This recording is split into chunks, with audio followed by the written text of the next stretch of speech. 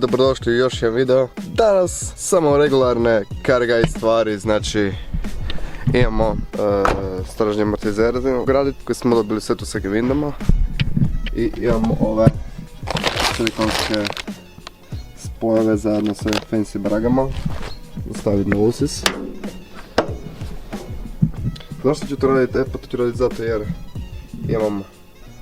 imam ovaj izušak za uljne pare. Imam ovaj izušak za uljne pare koje ne koristim jer imam catch can spojen na poklopac ventila. I ovo tu bih htio zamijeniti, morat ću prepiliti cijev, tu staviti spoj i ovo zamijeniti. I imamo još stražnji amortizer za 206, tako da i to moramo raditi. Od iza ih imam od H&R-a, makar mislim da nisu u lojkom loše stanju ni niš. Ali često me zanima da li će biti neka razlika ako staje nove. Tako da danas to radimo.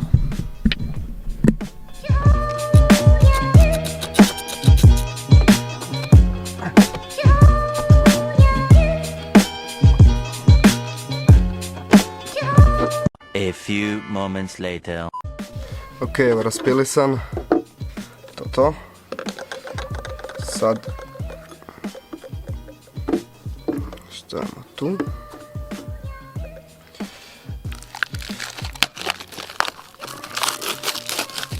Silikon više štiti od topline za razliku od gume.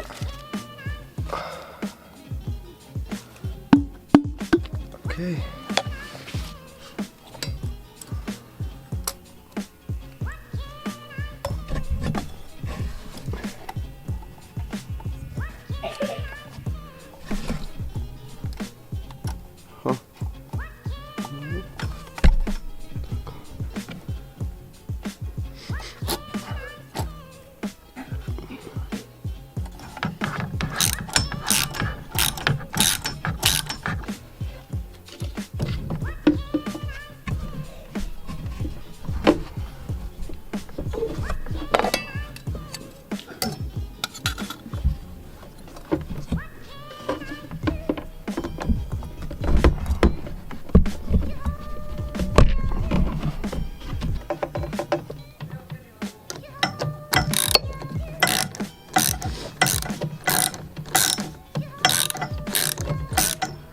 Ok, evo, to smo stavili. Stavili smo silikonske spojeve i brage nove tu i tu. Izgleda full clean, uredno. To je ono što je falilo ovom Engine Bayu, tako malo tih detalja. A i sad će imati puno više neke fleksibilnosti tu, pa će mi manje udarati haubu. Tako da, pri velikim okretajima i ubrzanima kako trza motor, tako udari tu. Sad smo to odradili. I zanimljivo je, ne znam da li se sjećate pred nekih godinu dana kada sam nabavio ovu granu. Ne znam da li uopće uspijete vidjeti. Pred nekih godinu dana kad sam nabavio ovu granu, poprila je neku onako zlatkastu boju. Eto. Neka zlatno, plava, smeđa, svega tu ima. Ali da. U redu. 2 days later. E pa, da. Prošlo je 2 dana od kad ste vidjeli posljednji klip. Možda malo više. Ali o čemu se radi? E pa nakon što sam završio uređivati ovo tu, išao sam odraditi probnu vožnju. I mi se desio jedan zanimljivi problem. Mislim, imao sam taj problem i prije, ali nije bio baš do toliko mjere. Što se tiče usisa, počeo je poprilično vibrirat. Vjerovatno jer je drugačija tvrdoća tih silikonskih naprama onim prije gumenima. I rezultiralo je to da je konstantno pri određenim okretajima, uglavnom na nižim, koji te vibrirala i to me poprilično živciralo, tako da sam se odmah vratio i išao raditi masaž za usis. Ali se baterija na fotoaparatu ugasila i to nisam mogao snimiti.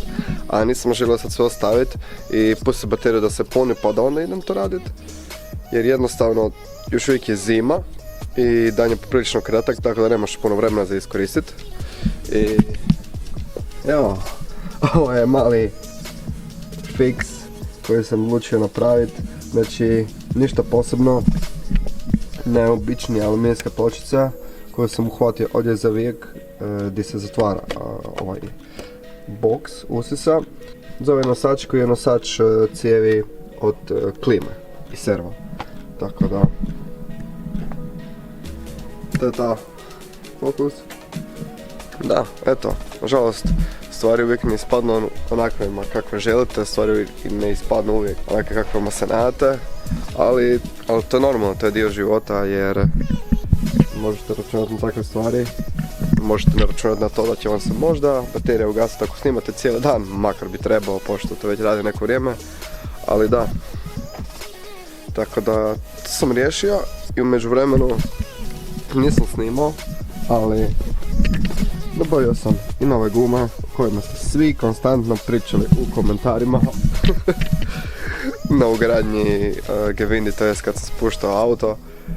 Tako da eto, to smo isto napravili i ništa, full sam se loše osjećao zbog toga ako ne snimim ovaj video, ako ne snimam ovaj kraj za video, jer sam snimio znači pola videa i onda mi se ugasila baterija i nisam znao kako nastaviti sad ako sam već završio to što sam započeo raditi, tako da oprostite što je ovako ispao video, ali to je najmanje što sam mogao učiniti za vas.